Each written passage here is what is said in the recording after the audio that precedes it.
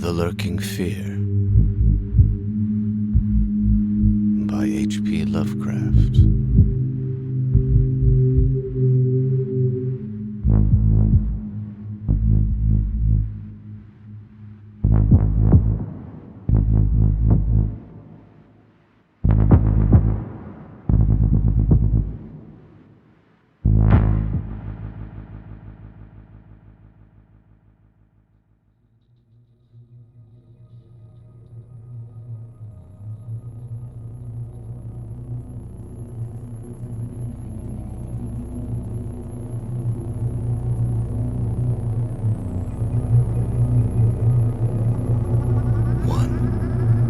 The shadow on the chimney.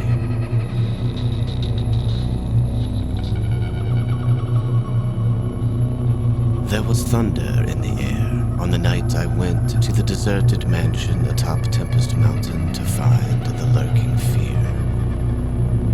I was not alone, for foolhardiness was not then mixed with that love of the grotesque and the terrible which has made my career a series of quests for strange horrors in literature and in life. With me were two faithful and muscular men for whom I had sent when the time came, men long associated with me in my ghastly explorations because of their peculiar fitness. We had started quietly from the village because of the reporters who still lingered about after the eldritch panic of a month before. The nightmare creeping death. Later I thought they might aid me, but I did not want them then. Would to God I had let them share the search, that I might not have had to bear the secret alone so long. To bear it alone for fear the world would call me mad, or go mad itself at the demon implications of the thing. Now that I am telling it anyway, lest the brooding make me a maniac, I wish I had never concealed it, for I and I only know what manner of fear lurked on that spectral and desolate mountain.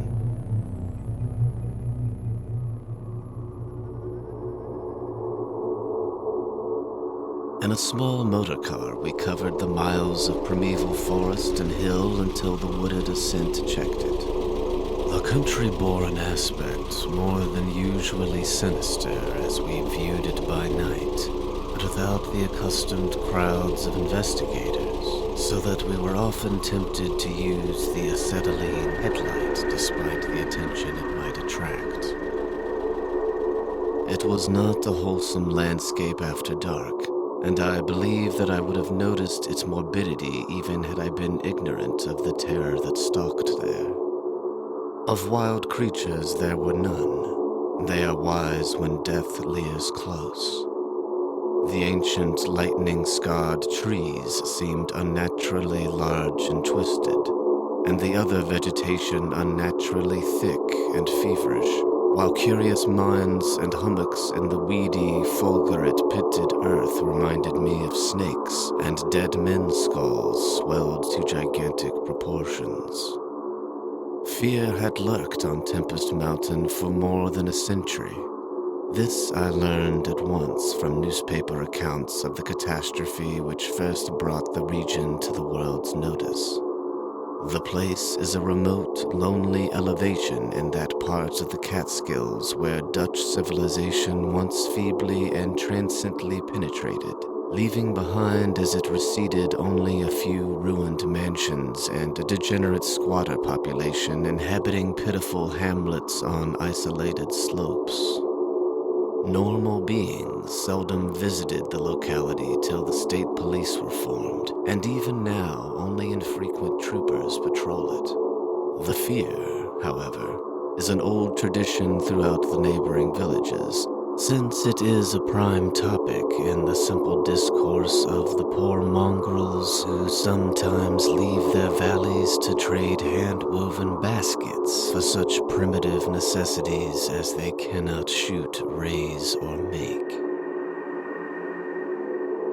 The Lurking Fear dwelt in the shunned and deserted Martense mansion, which crowned the high but gradual eminence whose liability to frequent thunderstorms gave it the name of Tempest Mountain. For over 100 years, the antique grove-circled stone house had been the subject of stories incredibly wild and monstrously hideous. Stories of a silent, colossal, creeping death which stalked abroad in summer. With whimpering insistence, the squatters told tales of a demon which seized lone wayfarers after dark, either carrying them off or leaving them in a frightful state of gnawed dismemberment, while sometimes they whispered of blood trails toward the distant mansion.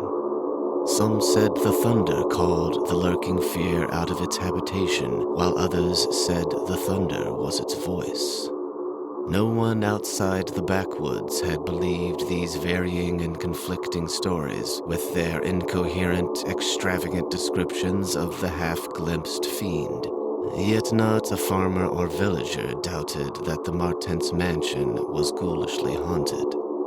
Local history forbade such a doubt, although no ghastly evidence was ever found by such investigators as had visited the building after some especially vivid tale of the squatters. Grandmothers told strange myths of the Martense specter, myths concerning the Martense family itself, its queer hereditary dissimilarity of eyes, its long unnatural annals, and the murder which had cursed it. The terror which brought me to the scene was a sudden and portentous confirmation of the mountaineers' wildest legends. One summer night, after a thunderstorm of unprecedented violence, the countryside was aroused by a squatter stampede, which no mere delusion could create. The pitiful throngs of natives shrieked and whined of the unnameable horror which had descended upon them, and they were not doubted.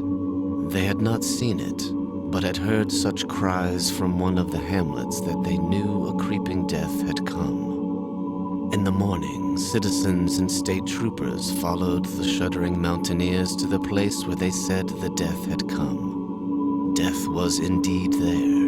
The ground under the squatters' villages had caved in after a lightning stroke, destroying several of the malodorous shanties. But upon this property damage was superimposed an organic devastation which paled it to insignificance. Of a possible 75 natives who had inhabited this spot, not one living specimen was visible. The disordered earth was covered with blood and human debris, bespeaking too vividly the ravages of demon teeth and talons. Yet no visible trail led away from the carnage. That some hideous animal must be the cause, everyone quickly agreed. Nor did any tongue now revive the charge that such cryptic deaths formed merely the sordid murders common in decadent communities. That charge was revived only when about 25 of the estimated population were found missing from the dead. And even then, it was hard to explain the murder of 50 by half that number. But the fact remained that on a summer night, a bolt had come out of the heavens and left a dead village, whose corpses were horribly mangled, chewed, and clawed. The excited countryside immediately connected the horror with the haunted Martense mansion, though the localities were over 3 miles apart. The troopers were more skeptical, including the mansion only casually in their investigations, and dropping it altogether when they found it thoroughly deserted. Country and village people, however, canvassed the place with infinite care, overturning everything in the house, sounding ponds and brooks, beating down bushes, and ransacking the nearby forests. All was in vain. The death that had come had left no trace save destruction itself. By the second day of the search, the affair was fully treated by the newspapers, whose reporters overran Tempest Mountain. They described it in much detail, and with many interviews to elucidate the horror's history as told by local grandams. I followed the accounts languidly at first, for I am a connoisseur in horrors. But after a week, I detected an atmosphere which stirred me oddly, so that on August 5th, 1921, I registered among the reporters who crowded the hotel at Lefferts Corners, nearest village to Tempest Mountain and acknowledged headquarters of the searchers. 3 weeks more, and the dispersal of the reporters left me free to begin a terrible exploration based on the minute inquiries and surveying with which I had meanwhile busied myself.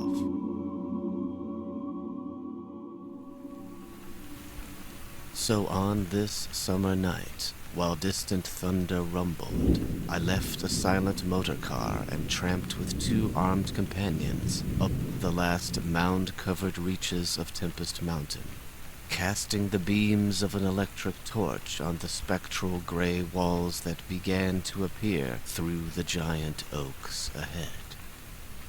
In this morbid night solitude and feeble shifting illumination, the vast box-like pile displayed obscure hints of terror which day could not uncover. Yet I did not hesitate, since I had come with fierce resolution to test an idea. I believed that the thunder called the death demon out of some fearsome secret place, and be that demon solid entity or vaporous pestilence, I meant to see it.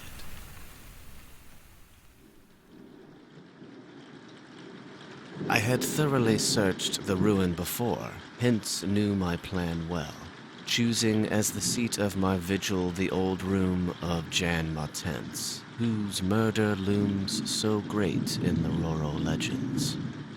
I felt subtly that the apartment of this ancient victim was best for my purposes.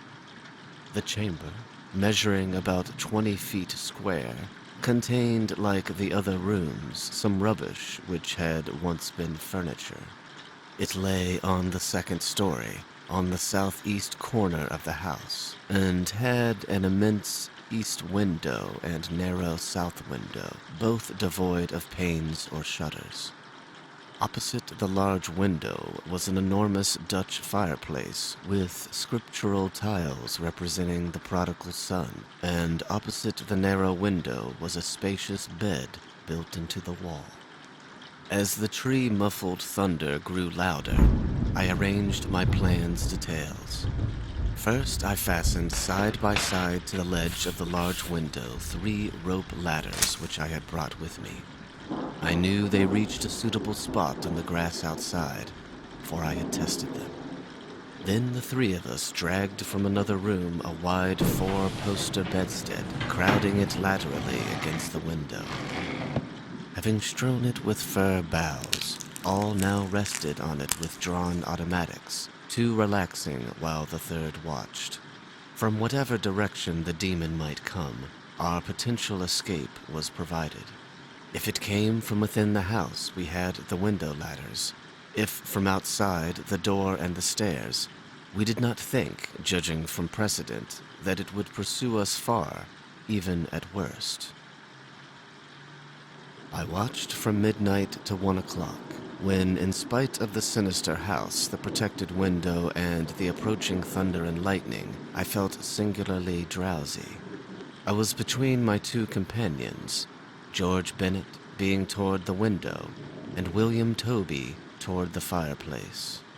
Bennett was asleep, having apparently felt the same anomalous drowsiness which affected me, so I designated Toby for the next watch, although even he was nodding. It is curious how intently I had been watching that fireplace. The increasing thunder must have affected my dreams, for in the brief time I slept there came to me apocalyptic visions. Once I partly awaked, probably because the sleeper toward the window had restlessly flung an arm across my chest. I was not sufficiently awake to see whether Toby was attending to his duties as sentinel, but felt a distinct anxiety on that score. Never before had the presence of evil so poignantly oppressed me. Later, I must have dropped asleep again, for it was out of a phantasmal chaos that my mind leaped when the night grew hideous with shrieks beyond anything in my former experience or imagination. In that shrieking, The inmost soul of human fear and agony clawed hopelessly and insanely at the ebony gates of oblivion. I awoke to red madness and the mockery of diabolism as farther and farther down inconceivable vistas that phobic and crystalline anguish retreated and reverberated. There was no light, but I knew from the empty space at my right that Toby was gone. God alone knew whither. Across my chest still lay the heavy arm of the sleeper at my left. Then came the devastating stroke of lightning, which shook the whole mountain, lit the darkest crypts of the hoary grove, and splintered the patriarch of the twisted trees. In the demon flash of a monstrous fireball, the sleeper started up suddenly, while the glare from beyond the window threw his shadow vividly upon the chimney above the fireplace, from which my eyes had never strayed. That I am still alive and sane is a marvel I cannot fathom.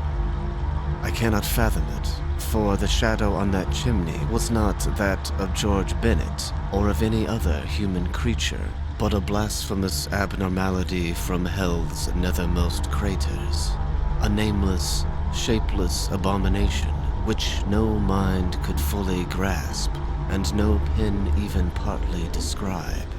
In another second, I was alone in the accursed mansion, shivering and gibbering. George Bennett and William Toby had left no trace, not even of a struggle. They were never heard of again.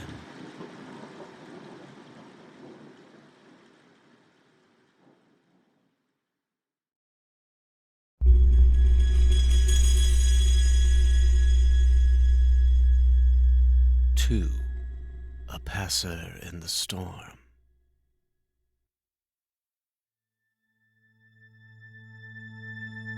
For days after that hideous experience in the forest-swathed mansion, I lay nervously exhausted in my hotel room at Lefferts Corners. I do not remember exactly how I managed to reach the motor car, start it, and slip unobserved back to the village, for I retain no distinct impression, save of wild armed titan trees, demoniac mutterings of thunder, and Charonian shadows athwart the low mounds that dotted and streaked the region. As I shivered and brooded on the casting of that brain-blasting shadow, I knew that I had at last pried out one of Earth's supreme horrors, one of those nameless blights of outer voids whose faint demon scratchings we sometimes hear on the farthest rim of space, yet from which our own finite vision has given us a merciful immunity. The shadow I had seen, I hardly dared to analyze or identify. Something had lain between me and the window that night, but I shuddered whenever I could not cast off the instinct to classify it. If it had only snarled, or bayed, or laughed titteringly, even that would have relieved the abysmal hideousness, but it was so silent. It had rested a heavy arm or foreleg on my chest. Obviously, it was organic, or had once been organic.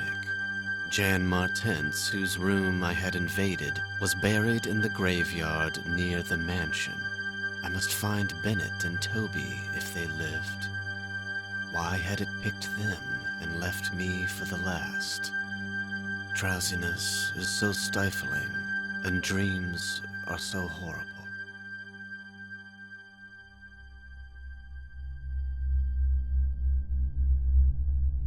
In a short time, I realized that I must tell my story to someone or break down completely. I had already decided not to abandon the quest for the lurking fear, for in my rash ignorance it seemed to me that uncertainty was worse than enlightenment, however terrible the latter might prove to be. Accordingly, I resolved in my mind the best course to pursue, whom to select for my confidences, and how to track down the thing which had obliterated 2 men and cast a nightmare shadow. My chief acquaintances at Lefferts Corners had been the affable reporters, of whom several still remained to collect final echoes of the tragedy. It was from these that I determined to choose a colleague, and the more I reflected, the more my preference inclined toward one Arthur Monroe, a dark, lean man of about 35, whose education, taste, intelligence, and temperament all seemed to mark him as one not bound to conventional ideas and experiences. On an afternoon in early September, Arthur Monroe listened to my story. I saw from the beginning that he was both interested and sympathetic, and when I had finished, he analyzed and discussed the thing with the greatest shrewdness and judgment. His advice, moreover, was eminently practical, for he recommended a postponement of operations at the Martense mansion until we might become fortified with more detailed historical and geographical data.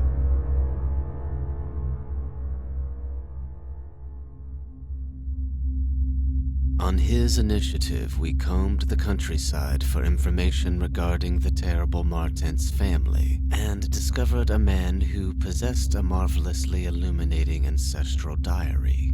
We also talked at length with such of the mountain mongrels as had not fled from the terror and confusion to remoter slopes, and arranged to proceed our culminating task: the exhaustive and definitive examination of the mansion in the light of its detailed history, with an equally exhaustive and definitive examination of spots associated with the various tragedies of squatter legend.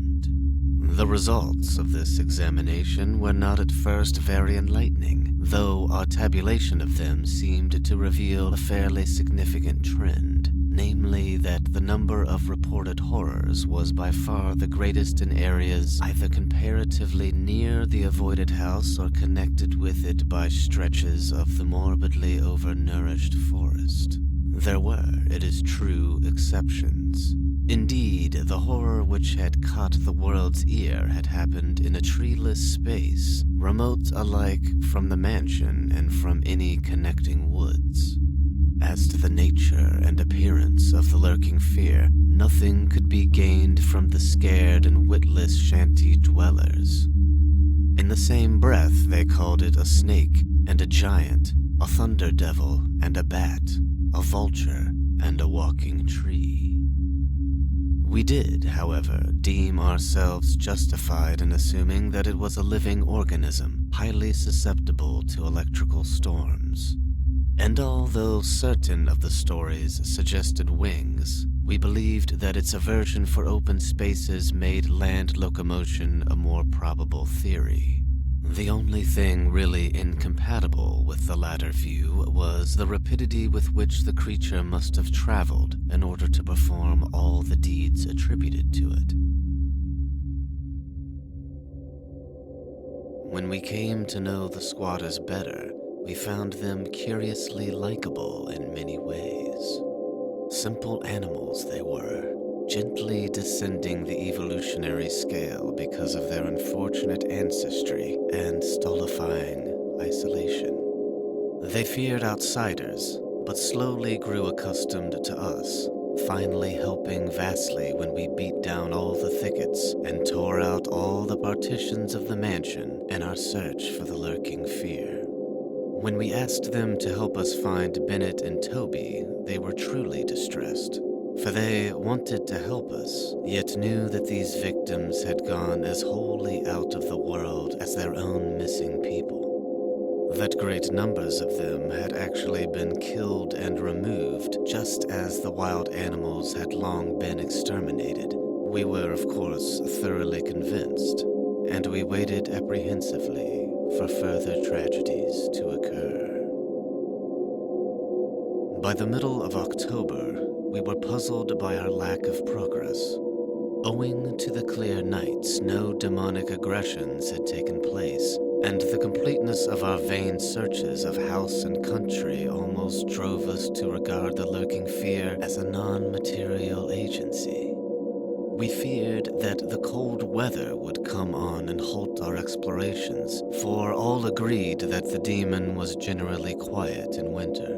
Thus, there was a kind of haste and desperation in our last daylight canvass of the horror-visited hamlet, a hamlet now deserted because of the squatters' fears.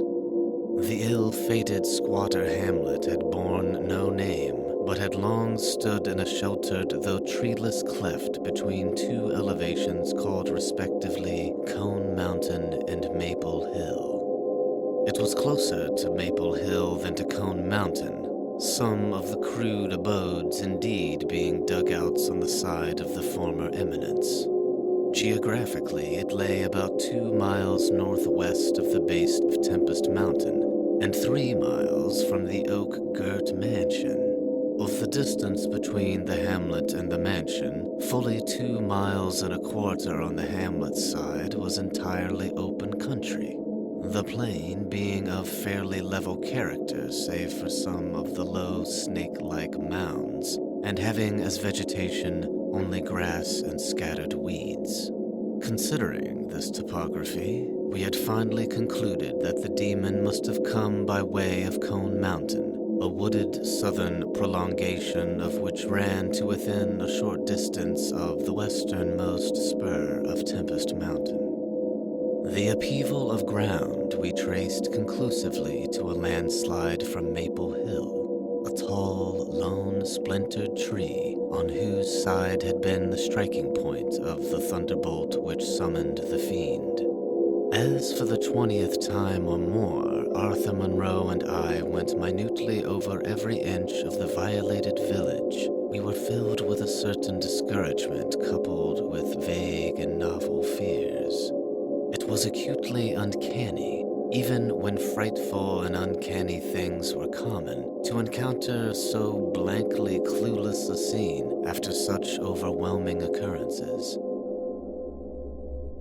And we moved about beneath the leaden darkening sky with that tragic directionless zeal which results from a combined sense of futility and necessity of action. Our care was gravely minute. Every cottage was again entered, every hillside dugout again searched for bodies, every thorny foot of adjacent slope again scanned for dens and caves, but all without result. And yet, as I have said, vague new fears hovered menacingly over us, as if giant bat-winged griffins squatted invisibly on the mountaintops and leered with Abaddon eyes that had looked on trans-cosmic gulfs. As the afternoon advanced, it became increasingly difficult to see, and we heard the rumble of a thunderstorm gathering over Tempest Mountain. This sound in such a locality naturally stirred us, though less than it would have done at night. As it was, we hoped desperately that the storm would last until well after dark, and with that hope turned from our aimless hillside searching toward the nearest inhabited hamlet to gather a body of squatters as helpers in the investigation. Timid as they were, a few of the younger men were sufficiently inspired by our protective leadership to promise such help. We had hardly more than turned, however, when there descended such a blinding sheet of torrential rain that shelter became imperative. The extreme, almost nocturnal darkness of the sky caused us to stumble sadly, but guided by the frequent flashes of lightning and by our minute knowledge of the hamlet, we soon reached the least porous cabin of the lot, an heterogeneous combination of logs and boards whose still existing door and single tiny window both faced Maple Hill. Barring the door after us against the fury of the wind and rain, we put in place the crude window shutter which our frequent searches had taught us where to find. It was dismal sitting there on rickety boxes in the pitchy darkness, but we smoked pipes and occasionally flashed our pocket lamps about. Now and then we could see the lightning through cracks in the wall, The afternoon was so incredibly dark that each flash was extremely vivid. The stormy vigil reminded me shudderingly of my ghastly night on Tempest Mountain. My mind turned to that odd question which had kept recurring ever since the nightmare thing had happened. And again I wondered why the demon, approaching the three watchers either from the window or the interior, had begun with the men on each side and left the middleman till the last, when the Titan fireball had scared it away.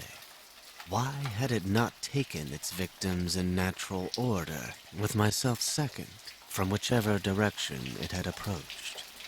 With what manner of far-reaching tentacles did it prey?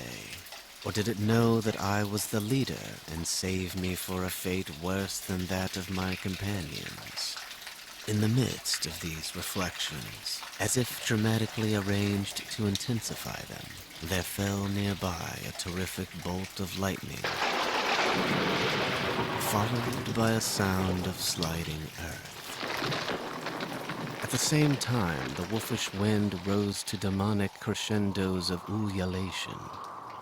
We were sure that the lone tree on Maple Hill had been struck again, and Monroe rose from his box and went to the tiny window to ascertain the damage. When he took down the shutter, the wind and rain howled deafeningly in, so that I could not hear what he said. But I waited while he leaned out and tried to fathom nature's pandemonium. Gradually, a calming of the wind and dispersal of the unusual darkness told of the storm's passing. I had hoped it would last into the night to help our quest, but a furtive sunbeam from a knothole behind me removed the likelihood of such a thing. Suggesting to Monroe that we had better get some light even if more showers came, I unbarred and opened the crude door. The ground outside was a singular mass of mud and pools, with fresh heaps of earth from the slight landslide, but I saw nothing to justify the interest which kept my companion silently leaning out the window. Crossing to where he leaned, I touched his shoulder, but he did not move. Then, as I playfully shook him and turned him around, I felt the strangling tendrils of a cancerous horror, whose roots reached into illimitable pasts and fathomless abysms of the night that broods beyond time. For Arthur Monroe was dead, and on what remained of his chewed and gouged head, there was no longer a face.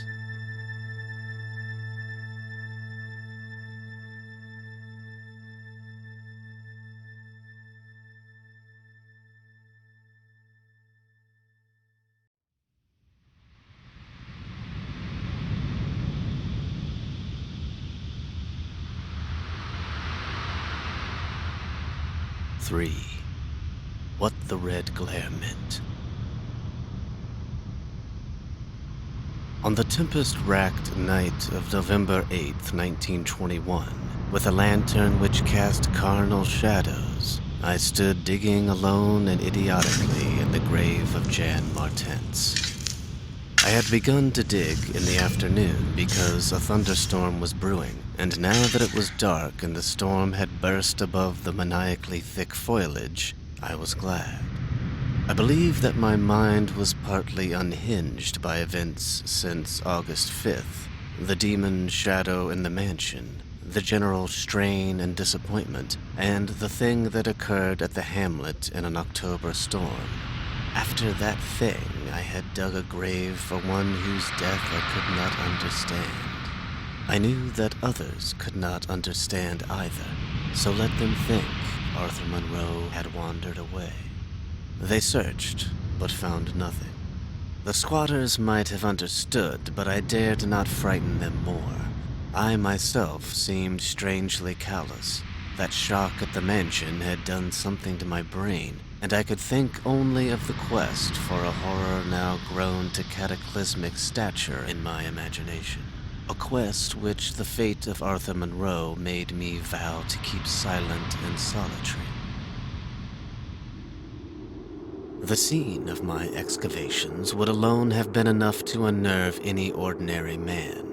Baleful primal trees of unholy size, age, and grotesqueness leered above me like the pillars of some hellish druidic temple, muffling the thunder, hushing the clawing wind, and admitting but little rain. Beyond the scarred trunks in the background, illumined by faint flashes of filtered lightning, rose the damp, ivied stones of the deserted mansion, while somewhat nearer was the abandoned Dutch garden, whose walks and beds were polluted by a white fungus-fetid, overnourished vegetation that never saw full daylight. And nearest of all was the graveyard, where deformed trees tossed insane branches as their roots displaced unhallowed slabs and sucked venom from what lay below. Now and then, beneath the brown pall of leaves that rotted and festered in the antediluvian forest darkness, I could trace the sinister outlines of some of those low mounds which characterized the lightning-pierced region. History had led me to this archaic grave. History indeed was all I had after everything else ended in mocking Satanism. I now believed that the lurking fear was no material thing, but a wolf-fanged ghost that rode the midnight lightning. And I believed because of the masses of local tradition I had unearthed in my search with Arthur Monroe, that the ghost was that of Jan Martense, who died in 1762. That is why I was digging idiotically in his grave. The Martense mansion was built in 1670 by Gerrit Martense, a wealthy New Amsterdam merchant who disliked the changing order under British rule and had constructed this magnificent domicile on a remote woodland summit whose untrodden solitude and unusual scenery pleased him. The only substantial disappointment encountered in this site was that which concerned the prevalence of violent thunderstorms in summer. When selecting the hill and building his mansion, Menhir Martense had laid these frequent natural outbursts to some peculiarity of the year, but in time he perceived that the locality was especially liable to such phenomena. At length, having found these storms injurious to his health, he fitted up a cellar into which he could retreat from their wildest pandemonium.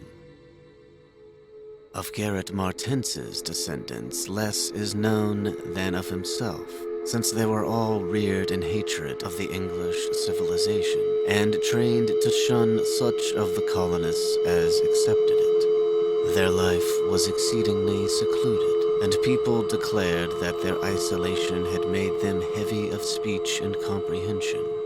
In appearance, all were marked by a peculiar inherited dissimilarity of eyes, one generally being blue and the other brown. Their social contacts grew fewer and fewer, till at last they took to intermarrying with the numerous menial class about the estate. Many of the crowded family degenerated, moved across the valley, and merged with the mongrel population, which was later to produce the pitiful squatters.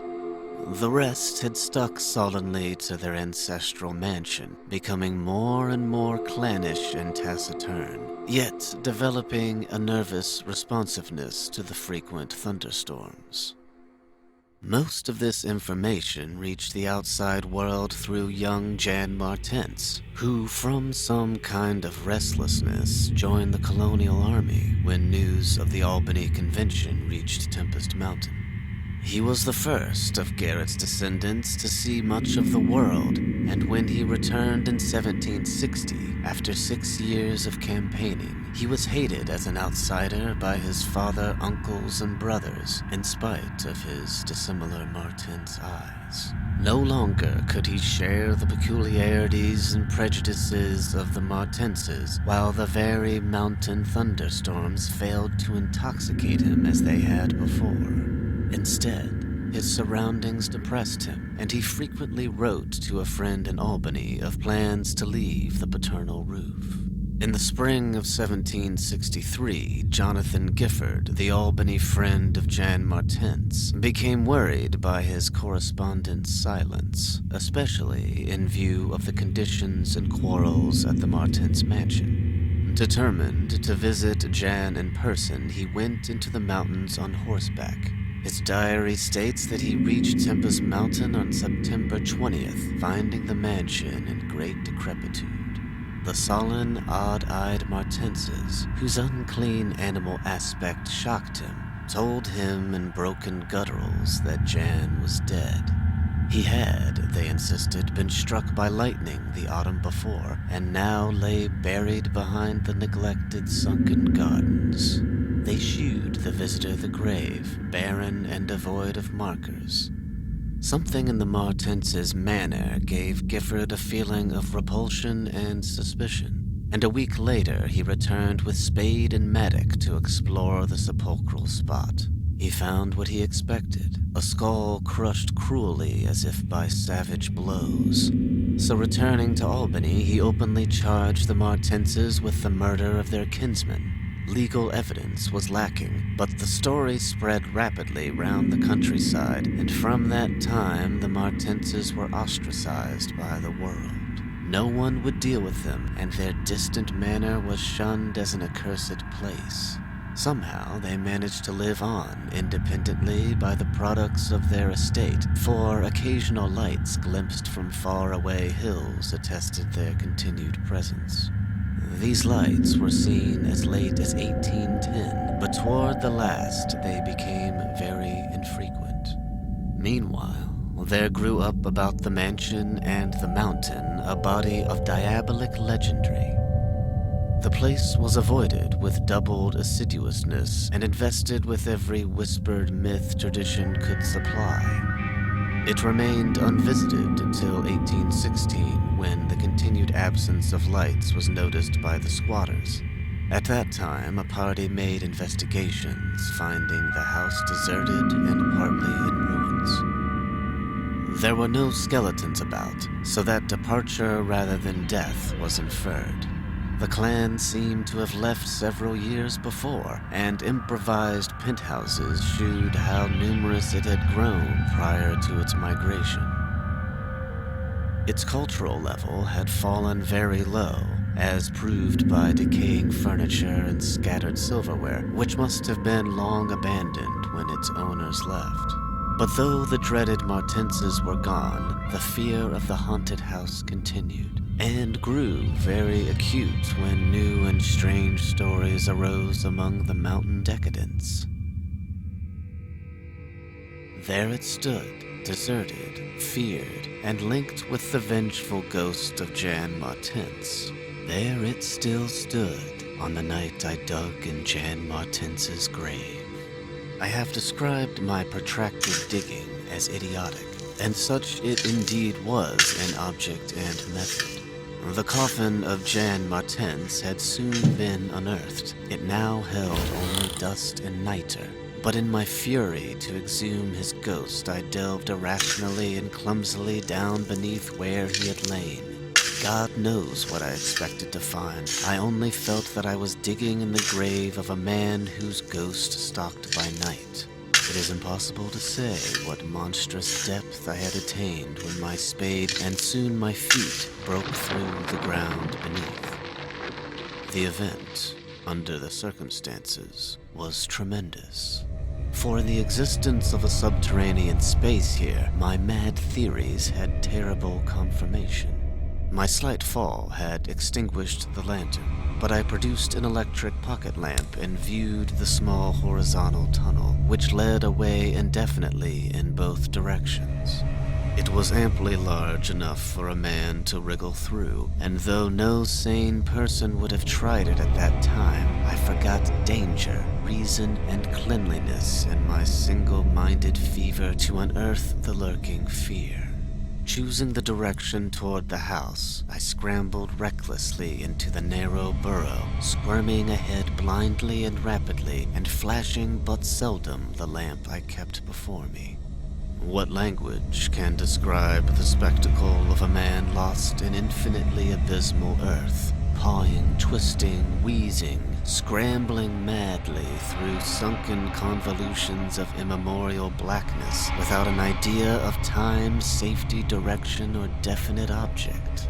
There is something hideous in it, but that is what I did. I did it for so long that life faded to a far memory, and I became one with the moles and grubs of nighted depths. Indeed, it was only by accident that after interminable writhings I jarred my forgotten electric lamp alight so that it shone eerily along the burrow of caked loam that stretched and curved ahead. I had been scrambling in this way for some time, so that my battery had burned very low, when the passage suddenly inclined sharply upward, altering my mode of progress. And as I raised my glance, it was without preparation that I saw glistening in the distance 2 demonic reflections of my expiring lamp. 2 reflections glowing with a baneful and unmistakable effulgence, and provoking maddeningly nebulous memories. I stopped automatically, though lacking the brain to retreat. The eyes approached, yet of the thing that bore them I could distinguish only a claw. But what a claw! Then, far overhead, I heard a faint crashing which I recognized. It was the wild thunder of the mountain, raised to hysteric fury. I must have been crawling upward for some time, so that the surface was now quite near. And as the muffled thunder clattered, those eyes still stared with vacuous viciousness. Thank God I did not then know what it was, else I should have died. But I was saved by the very thunder that had summoned it, for after a hideous wait, there burst from the unseen outside sky one of those frequent mountain-ward bolts whose aftermath I had noticed here and there as gashes of disturbed earth and fulgurates of various sizes. With cyclopean rage, it tore through the soil above that damnable pit, blinding and deafening me, yet not wholly reducing me to a coma. In the chaos of sliding, shifting earth, I clawed and floundered helplessly till the rain on my head steadied me, and I saw that I had come to the surface in a familiar spot, a steep, unforested place on the southwest slope of the mountain.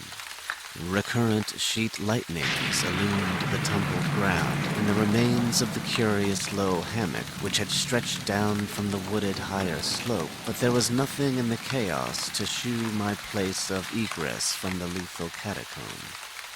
My brain was as great a chaos as the earth, and as a distant red glare burst on the landscape from the south, I hardly realized the horror I had been through. But when 2 days later the squatters told me what the red glare meant, I felt more horror than that which the mound burrow and the claw and eyes had given. More horror because of the overwhelming implications. In a hamlet 20 miles away, an orgy of fear had followed the bolt which brought me above ground, and a nameless thing had dropped from an overhanging tree into a weak-roofed cabin. It had done a deed, but the squatters had fired the cabin in frenzy before it could escape. It had been doing that deed at the very moment the earth caved in on the thing with the claw and the eyes.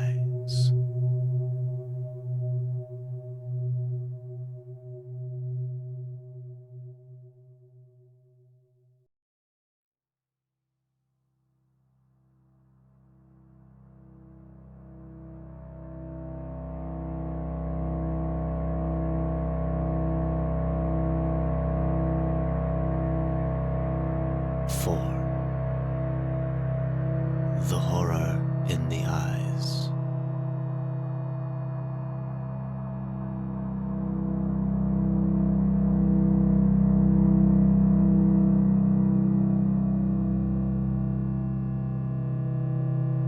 There could be nothing normal in the mind of one who, knowing what I knew of the horrors of Tempest Mountain, would seek alone for the fear that lurked there. That at least 2 of the fear's embodiments were destroyed formed but a slight guarantee of mental and physical safety in this acheron of multiform diabolism. Yet I continued my quest with even greater zeal as events and revelations became more monstrous.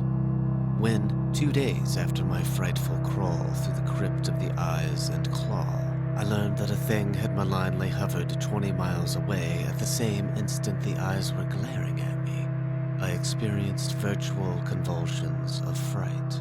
But that fright was so mixed with wonder and alluring grotesqueness that it was almost a pleasant sensation. Sometimes, in the throes of a nightmare, when unseen powers whirl one over the roofs of strange dead cities toward the grinning chasm of Nis, it is a relief and even a delight to shriek wildly and throw oneself voluntarily along with the hideous vortex of dream doom into whatever bottomless gulf may yawn. And so it was with the waking nightmare of Tempest Mountain. The discovery that 2 monsters had haunted the spot gave me ultimately a mad craving to plunge into the very earth of the accursed region and with bare hands dig out the death that leered from every inch of the poisonous soil. As soon as possible, I visited the grave of Jan Martense and dug vainly where I had dug before. Some extensive cave-in had obliterated all trace of the underground passage, while the rain had washed so much earth back into the excavation that I could not tell how deeply I had dug that other day. I likewise made a difficult trip to the distant hamlet where the death creature had been burnt, and was little repaid for my trouble. In the ashes of the fateful cabin, I found several bones, but apparently none of the monsters. The squatters said the thing had had only 1 victim, but in this I judged them inaccurate, since besides the complete skull of a human being, there was another bony fragment which seemed certainly to have belonged to a human skull at some time. Though the rapid drop of the monster had been seen, no one could say just what the creature was like. Those who had glimpsed it called it simply a devil. Examining the great tree where it had lurked, I could discern no distinctive marks. I tried to find some trail into the black forest, but on this occasion could not stand the sight of those morbidly large boles, or of those vast serpent-like roots that twisted so malevolently before they sank into the earth. My next step was to re-examine with microscopic care the deserted hamlet where death had come most abundantly, and where Arthur Monroe had seen something he never lived to describe. Though my vain previous searches had been exceedingly minute, I now had new data to test, for my horrible grave crawl convinced me that at least one of the phases of the monstrosity had been an underground creature. This time, on the 14th of November, my quest concerned itself mostly with the slopes of Cone Mountain and Maple Hill, where they overlook the unfortunate hamlet, and I gave particular attention to the loose earth of the landslide region on the latter eminence. The afternoon of my search brought nothing to light, and dusk came as I stood on Maple Hill, looking down at the hamlet and across the valley to Tempest Mountain. There had been a gorgeous sunset, and now the moon came up, nearly full and shedding a silver flood over the plain, the distant mountainside, and the curious low mounds that rose here and there. It was a peaceful Arcadian scene, but knowing what it hid, I hated it. I hated the mocking moon, the hypocritical plain, the festering mountain, and those sinister mounds.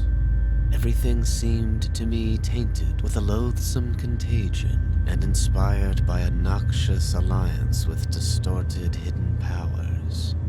Presently, as I gazed abstractedly at the moonlit panorama, my eye became attracted by something singular in the nature and arrangement of a certain topographical element. Without having any exact knowledge of geology, I had from the first been interested in the odd mounds and hummocks of the region. I had noticed that they were pretty widely distributed around Tempest Mountain, though less numerous on the plain than near the hilltop itself, where prehistoric glaciation had doubtless found feebler opposition to its striking and fantastic caprices. Now, in the light of that low moon which cast long, weird shadows, it struck me forcibly that the various points and lines of the mound system had a peculiar relation to the summit of Tempest Mountain. That summit was undeniably a center from which the lines or rows of points radiated indefinitely and irregularly, as if the unwholesome Martense mansion had thrown visible tentacles of terror. The idea of such tentacles gave me an unexplained thrill, and I stopped to analyze my reason for believing these mounds glacial phenomena. The more I analyzed, the less I believed, and against my newly opened mind there began to beat grotesque and horrible analogies based on superficial aspects and upon my experience beneath the earth. Before I knew it, I was uttering frenzied and disjointed words to myself. My God, molehills. The damned place must be honeycombed. How many? That night at the mansion, they took Bennett and Toby first, on each side of us. Then I was digging frantically into the mound which had stretched nearest me, digging desperately, shiveringly, but almost jubilantly. Digging and at last shrieking aloud with some unplaced emotion as I came upon a tunnel or burrow just like the one through which I had crawled on that other demoniac night. After that, I recall running, spade in hand, a hideous run across moonlit mound-marked meadows and through diseased precipitous abysses of haunted hillside forest, leaping, screaming, panting, bounding toward the terrible Martense mansion. I recall digging unreasoningly in all parts of the briar-choked cellar, digging to find the core and center of that malignant universe of mounds. And then I recall how I laughed when I stumbled on the passageway, the hole at the base of the old chimney where the thick weeds grew and cast queer shadows in the light of the lone candle I had happened to have with me. What still remained down in that hell hive, lurking and waiting for the thunder to arouse it, I did not know. 2 had been killed, perhaps that had finished it, but still there remained that burning determination to reach the innermost secret of the fear, which I had once more come to deem definite, material, and organic. My indecisive speculation whether to explore the passage alone and immediately with my pocket light or to try to assemble a band of squatters for the quest was interrupted after a time by a sudden rush of wind from outside, which blew out the candle and left me in stark blackness. The moon no longer shone through the chinks and apertures above me, and with a sense of fateful alarm, I heard the sinister and significant rumble of approaching thunder. A confusion of associated ideas possessed my brain, leading me to grope back toward the farthest corner of the cellar. My eyes, however, never turned away from the horrible opening at the base of the chimney, and I began to get glimpses of the crumbling bricks and unhealthy weeds as faint glows of lightning penetrated the woods outside and illumined the chinks in the upper wall. Every second I was consumed with a mixture of fear and curiosity. What would the storm call forth, or was there anything left for it to call? Guided by a lightning flash, I settled myself down behind a dense clump of vegetation, through which I could see the opening without being seen. If heaven is merciful, it will someday efface from my consciousness the sight that I saw, and let me live my last years in peace. I cannot sleep at night now, and have to take opiates when it thunders. The thing came abruptly and unannounced. A demon, rat-like, scurrying from pits remote and unimaginable. a hellish panting and stifled grunting, and then from that opening beneath the chimney, a burst of multitudinous and leprous life, a loathsome night-spawned flood of organic corruption, more devastatingly hideous than the blackest conjurations of mortal madness and morbidity, seething, stewing, surging, bubbling like serpent slime, it rolled up and out of that yawning hole, spreading like a septic contagion and streaming from the cellar at every point of egress, streaming out to scatter through the accursed midnight forests and strow fear, madness, and death. God knows how many there were. There must have been thousands. To see the stream of them in that faint, intermittent lightning was shocking.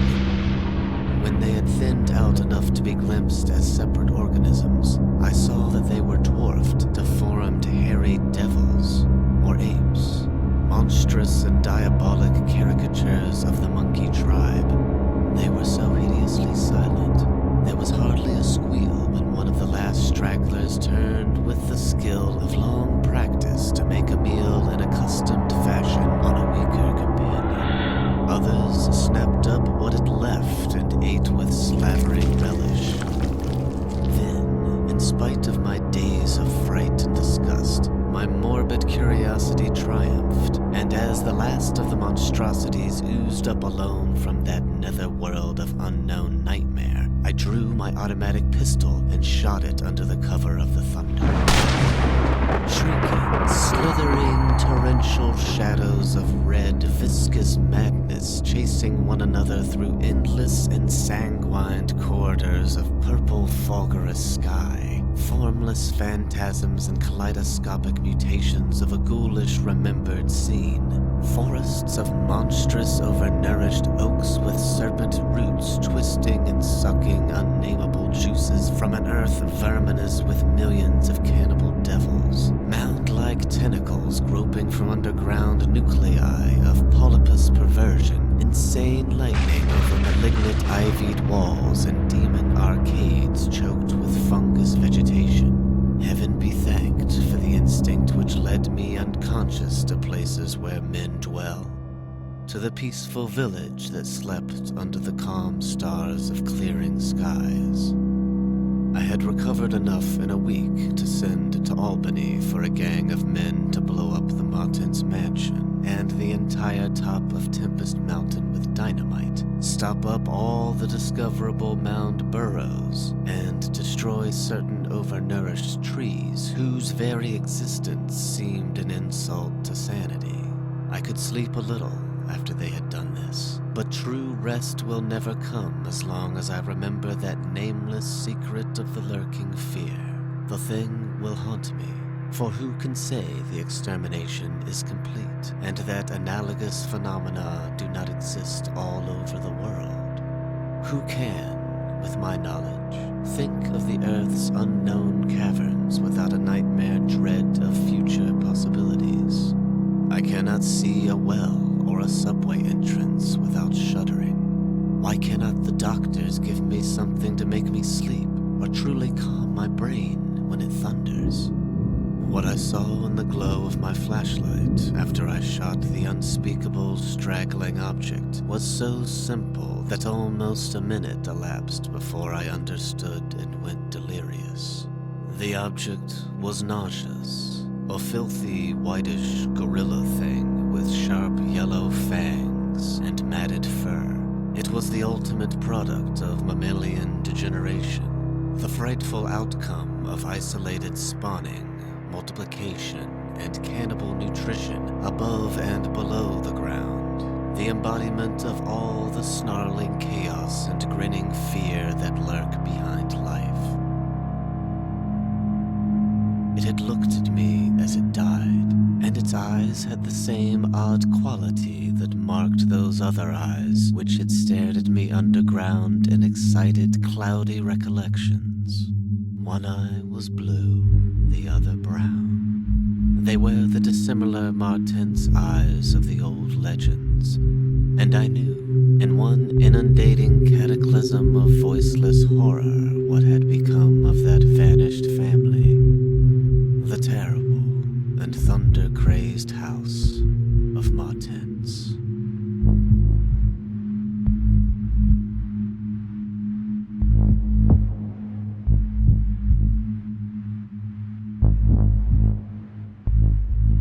that was The Lurking Fear